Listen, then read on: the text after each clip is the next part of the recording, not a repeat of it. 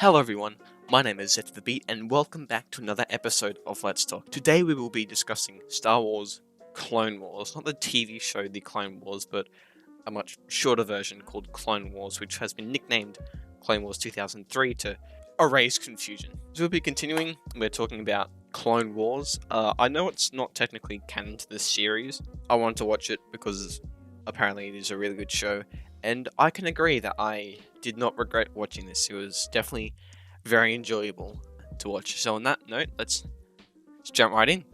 So in the first volume of this show, there are 20 short episodes, like 3-minute or so episodes, but on Disney Plus, which is where I watched it, it was kind of grouped together into one long hour episode.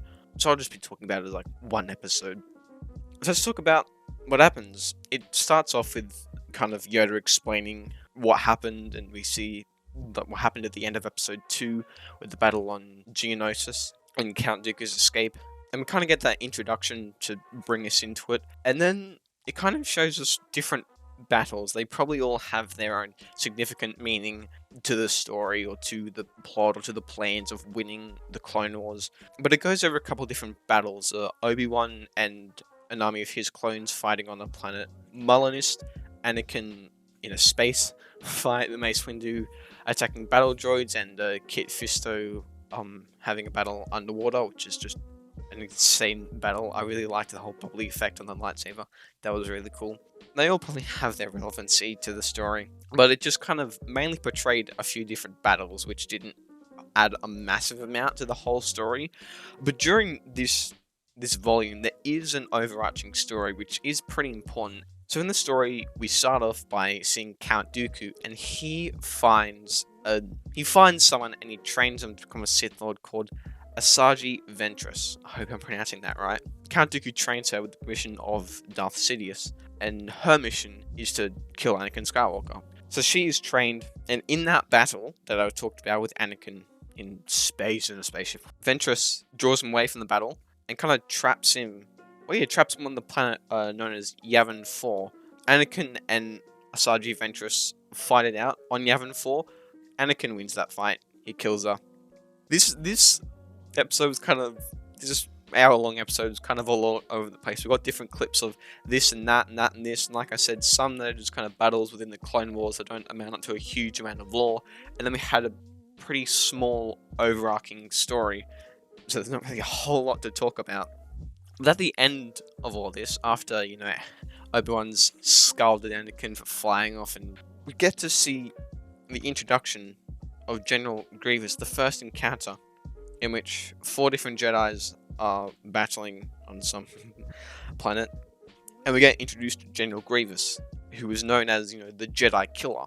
Sith are obviously a big problem, if your Jedi and a Sith go head-to-head, there's likely that one of them may die.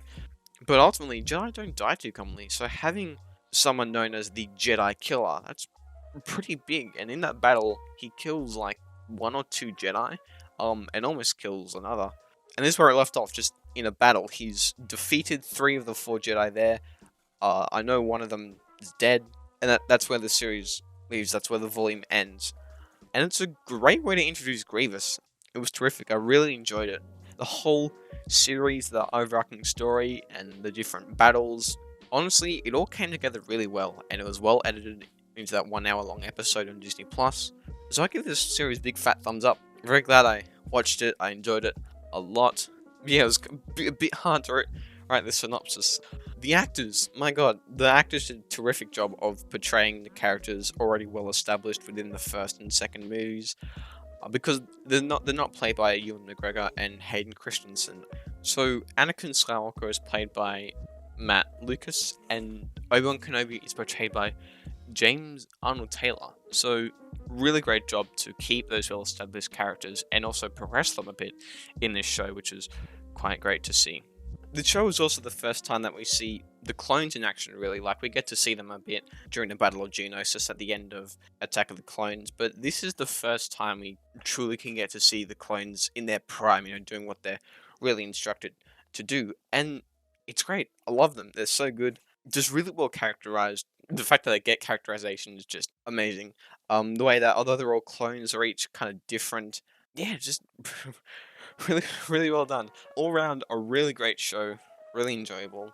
Highly recommend it. If you just want to watch it, it's like the whole series is like not even 2.5 hours. It's like just watching a regular Star Wars movie. And that's it. Thank you all so much for watching.